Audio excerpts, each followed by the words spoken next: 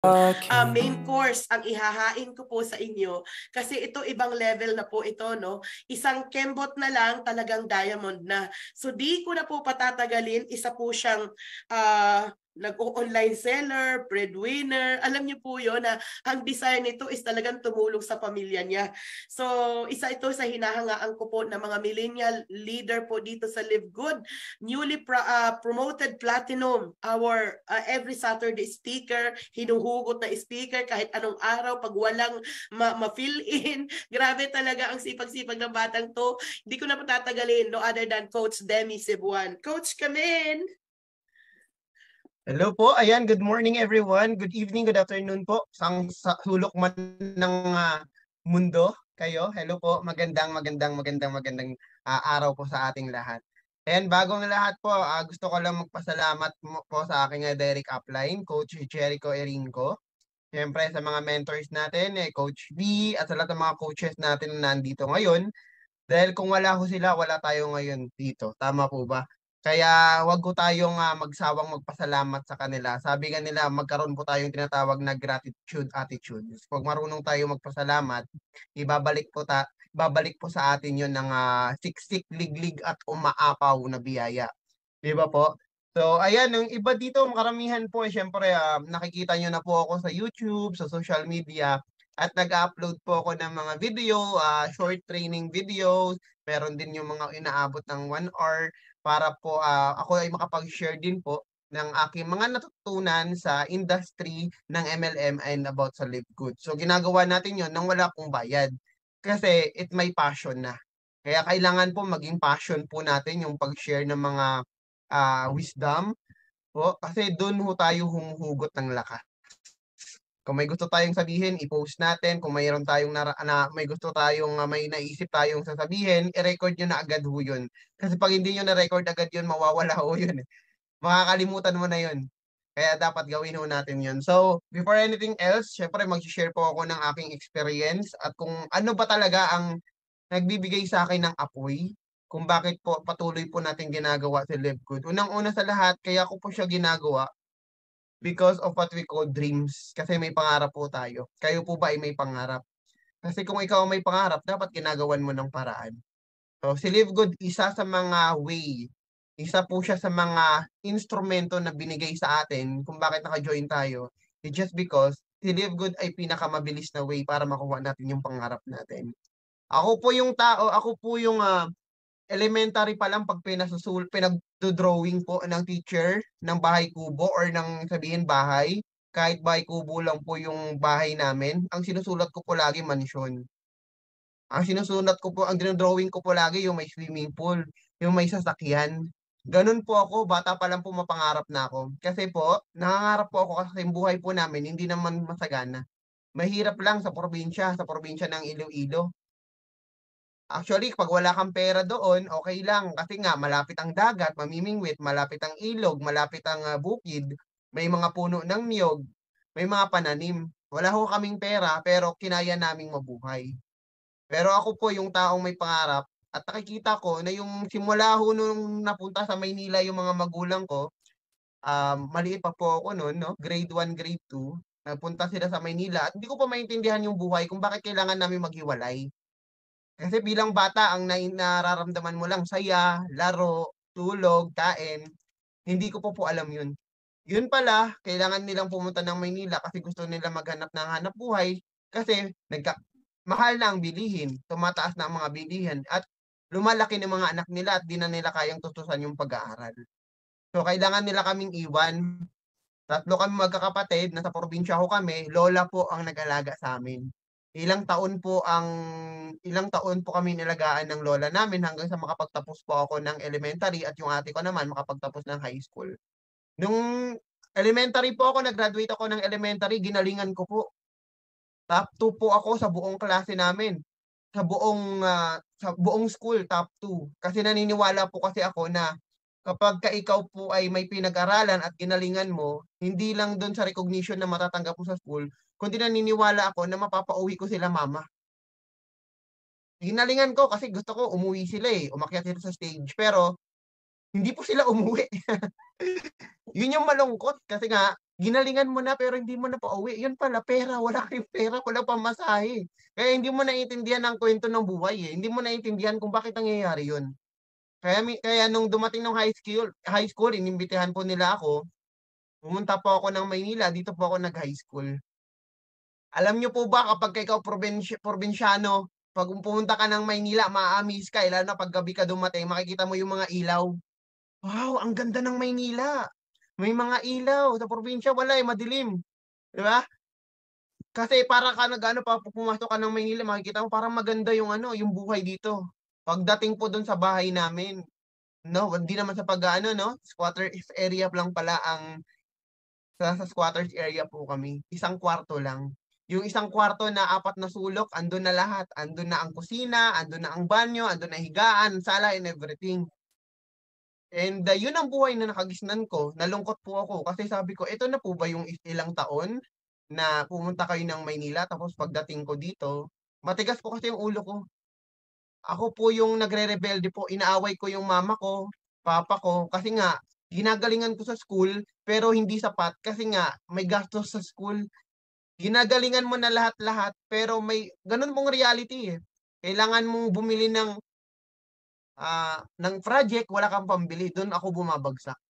Kailangan mong gumastos ng ganito, umattend ng mga ganito, may bayad. Hindi po ako umattend, wala po kasi kaming pera.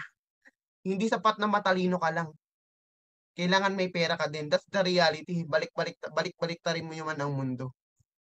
Kaya nung time na yon sabi ko napagtanto ko na, oo, okey lang na makapag-graduate ka, makapag-aral ka, makakuha ka ng trabaho. Pero kung wala kang pera at kung hanggang empleyado ka lang din, talagang habang buhay mong papasan yun na kung no work, no pay. At grabe yung gigil ko po na mabago ang buhay kasi nakita ko po yung hirap ng mga magulang ko. Katulong ang mama ko, tricycle driver ang papa ko. At kami po pinapakain niya kami, siyempre, nagpapasalamat ako sa magulang ko at kahit papaano po hindi din nila kami ginutom. And, dumating sa time na yung kapatid ko namatay, There's not much to do yun yung when time all na I can gusto mong tumulong is pero wala kang magawa thinking kasi wala ka about namang you. pera. Not Mga doing magulang ko well, gusto kong ipa-ospital pero don't walang know where pang-ospital. you are.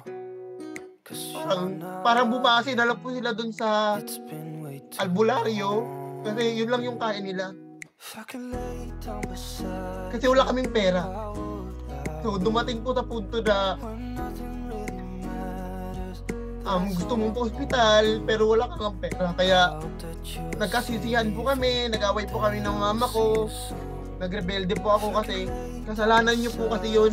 Kasi hinayang niyo po yung oras niyo sa ganito ganyan, wala po kasi tayong pera, kasalanan niyo po. Kaya tinanggap ko na lang po yun, naging bumaba po ang grades ko, nag-high school po ako, graduate po ako, wala pa ako sa honor.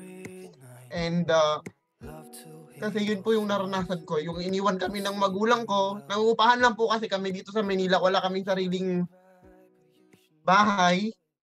And tinanggap ko po yun na yung magulang ko sobrang hirap namin, sinisingil na kami ng bahay, may mga utang. Ang mama ko kasi magaling po sa pangungutang. Magaling po siya sa pangungutang kaya sinisigil na kami, wala na kaming mababayad. Lumayas po yung mama ko, yung papa ko po, nagta-tricycle pa rin po siya para mabigyan kami ng pagkain sa araw-araw pero tago po yun.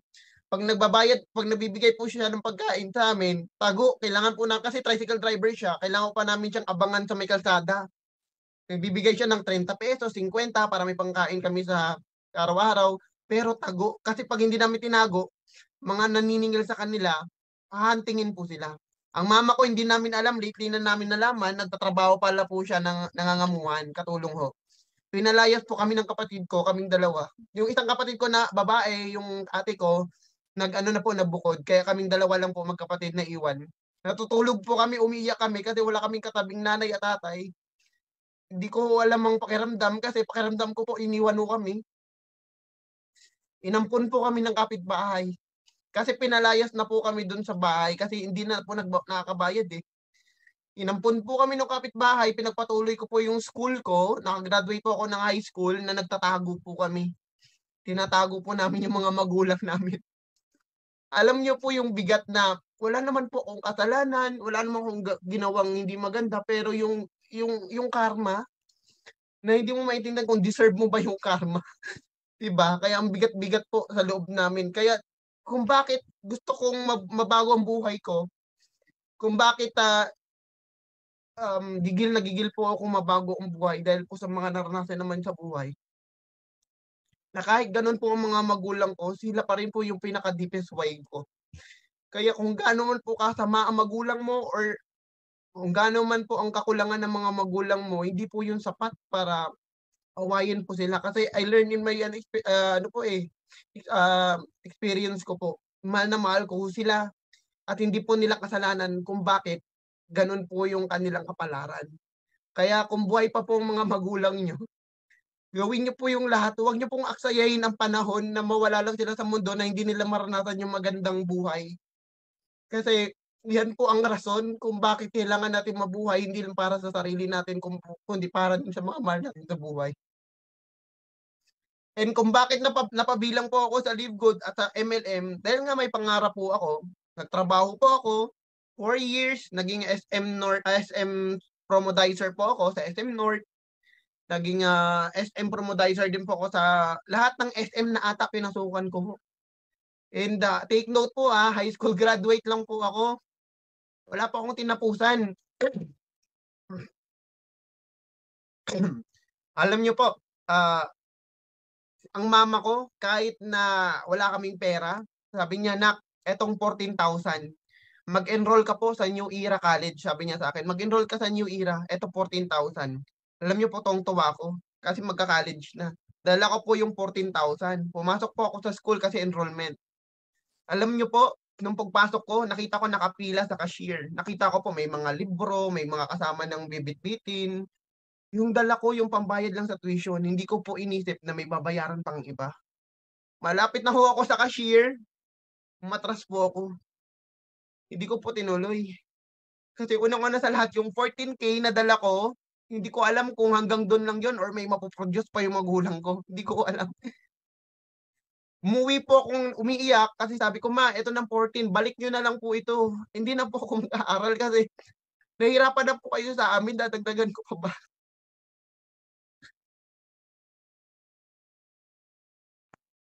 Kaya po hindi ako nakapag-college. Pero tanggap ko po yun. Nag-work po ako agad. Kahit 17 years old po ako, nag-work po ako. Dinaya ko po yung resume ko. Yung ginawa ko pong, actually 16, dinaya ko po yung resume ko para makapag-work na. Kasi nakikita ko hirap na hirap po yung mga magulang namin sa lahat ng gastusin. Kasi yung magulang ko po, mama ko, papa ko, nakita na po kami after ko mag-graduate ng high school. Lumayas na po kami dun sa nag-ampon sa amin, kaya nagpapasalamat din po ako dun sa kumukup po sa amin kahit papaano po ay hindi po kami nagutom din. And nagkita na po kami ng mama at papa ko, yun po, nag-work na po ako nun bilang nagbebenta ng ice cream. Ang sahod ko po 170 pesos. First time ko mag-work, 170 pesos, 12 to 13 hours. Tulog lang yung pahinga mo. Tapos kala mo malaki na yung sahod mo kasi first time mo mag-work eh. Yung 50 pesos, araw-araw binibigay. Yung 120, yun po yung tinatabi. 50 pesos isang araw, pagkakasyahin mo po yun kasi yun yung allowance mo. Ibibili mo na lang ng noodles. Yun na lang po, yun lang talaga ulam ko na lang. Noodles, pancit canton, lahat ng dilata na ata natikman ko na. Kaya napagtanto ko, masarap pala talaga yung mga dilata. Di ba? Masarap pala yung noodles, lalo na kung wala ka namang choice. Wala ka ng choice. Yun na lang ang kaya ng bulsa mo. Then, nagtiis po ako pero nagpapasalamat po ako kasi yun po ay naranasan ko. Kung ano po ako ngayon, kung ano po yung pangarap na unti-unti ko natutupad, yun po ay dahil sa lahat ng naranasan ko. Kaya kung ikaw hindi ka pa nakakaranas ng parang downfall mo, wala pa po yan. Tandaan nyo po, mas marami pa pong mas malupit ang nararanasan kaysa sa nararanasan natin. Kaya kung gaano kalupit yung nararanasan natin sa buhay, ganun po kalupit yan ibabalik basta willing ka lang. Ganun po kalupit ibabalik yung biyaya basta willing ka lang. And dumating po sa punto, dahil gusto kong yumaman, gusto kong mabago ang buhay, pumasok po ako sa isang network marketing company, sikat po yan dito sa Pilipinas. Hanggang silver lang po ako doon. Akala ko ito na. Akala ko after 2 to 3 years, yayaman na ako. Matutupad ko na yung pangarap ko, maahon ko na kami sa kumunoy ng kahirapan. Pero guys, ang papa ko super negative na. Kasi mag-work ka na lang kasi ulit. Hindi yung magsiseminar ka, nagte-training ka, umuwi ka dito, wala kang pamasahe, gutom na gutom ka, mag-work ka na lang ulit. Kasi ganun po eh. Sa traditional network marketing, magpapanggap ka na may kinikita ka kahit wala ka ng kinikita. Nag-speaker po ako sa branch ng company na yon sa May Marikina. Marami po akong binabaliw ng mga guests. Nagpe-present po ako ng complan. Yung mayaman, malapit na daw ako makahit ng car. Pero sa totoo lang po, after ng presentation, manghihingi po ako sa upline ko pamasahe pa uwi. Nagtatago po ako kasi baka mamaya makita ako ng attendees na umattend ng seminar, nakasabit sa jeep pa uwi. May time po, wala yung upline ko. Wala akong mahingan. Nahiya po ako eh. Wala akong mahingan. Alam niyo po, pinaabot ko ng madaling araw bago ako umalis. Anong ginawa ko? Naglakad po ako from Marikina to Quezon City. Nilakad ko po yan. Galit na galit po ang papa ko. Pero alam niyo po, yung mama ko lang po yung kumapit sa akin. Umiiyak po kaming dalawa kasi parang best friend ko po yung mama ko eh. Kaya minsan pag nag-uusap kami ng mama ko, hindi mo po yan malalaman, ay mama mo yan. Kasi parang magkaibigan lang po nag-uusap. Sabi mo, nak, pagpatuloy mo lang yan, tiwala ako sa'yo. Kahit wala na kaming kinakain, tiwala pa rin si mama ko. Kaya grabe yung pasalamat ko sa mama ko na hindi siya nawalan ng tiwala sa akin. Sobrang laki ng tiwala niya sa akin at siya yung binigay ni Lord. Kasi kung wala yung mama ko, wala akong pagkakapitan. Kaya paswerte po kayo kung may mga magulang po kayo or may mga mahal kayo sa buhay na naniniwala sa inyo kahit nasa pinaka-downfall na kayo. Nagtitiwala pa rin sa inyo yung tao. And hindi po ako naging successful dun sa dati kong MLM company. Pero nagpapasalamat din ako dahil sobrang dami ko pong naranasan sa buhay na pagtanto na hindi ganun kadali, na kailangan mong paghirapan yung success mo. Na kailangan mo maranasan to para maging magaling ka, na kailangan mong pagdaanan to para mapagtanto mo, na kailangan mong galingan sa buhay, na karapat dapat ka. Kaya pag may mga struggle tayo sa buhay, guys, huwag niyong laktawan. Namnamin nyo po yung experience nyo. That will be your fuel po para makuha yung mga success nyo sa buhay. Dahil po sa mga naranasan ko sa buhay, sa network marketing po, hindi po ako nawalan ng pag-asa. Nawala ako sa network marketing kasi kasi yung mga upline ko po nawala din. O walang nag-guide sa akin, nawala ako. Pero yung kaalaman ko po sa marketing, nagamit ko po sa pagba-buy and sell. So, bumibili po ako ng items, tapos binebenta ko po, napapatubuan ko. So, etong bahay na inupahan namin, dati ang bahay na inupahan namin, malapit sa kanal. 3,000 pesos per month, pero sobrang hirap pa kaming bayaran. Yung bahay namin malapit sa kanal, andun yung aso, andun yung kusina, andun yung CR. Guys, hindi nyo maipaliwanag yung amoy. Pero sabi nga nila, pag sanay ka na, wala ka na mararamdaman.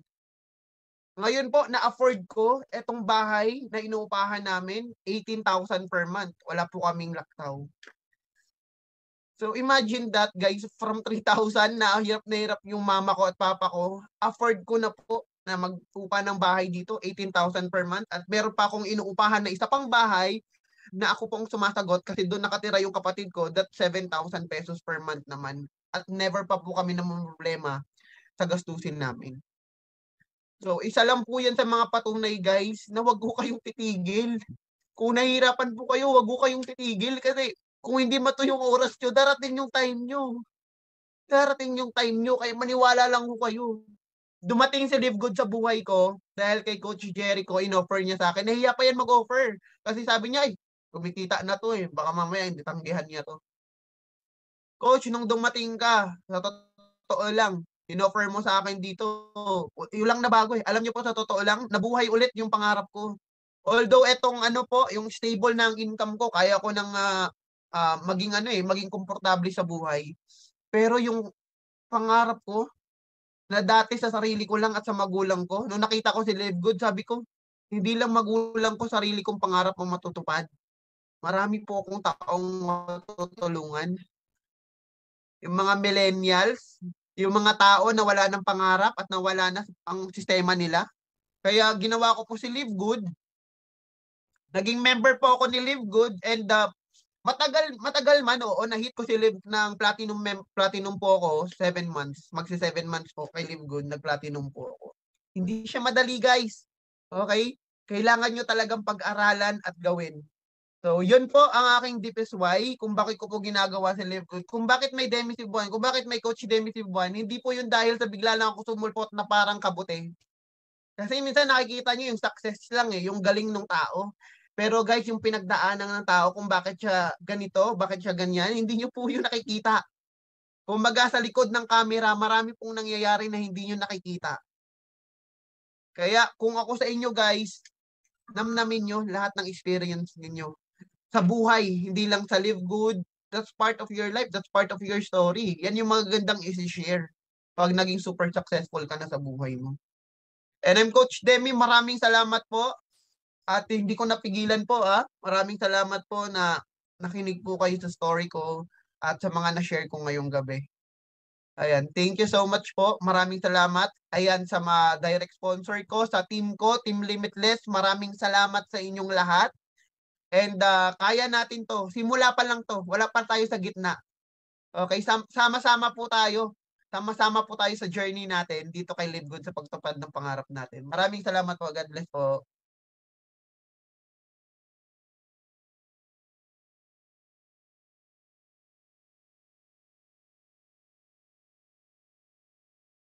Hello. Live Good family, grabe. Magang-maga ang mata ko sa'yo, Coach Demi. Grabe. Coach Demi deserves a warm of applause, a heart emoji, a diamond emoji.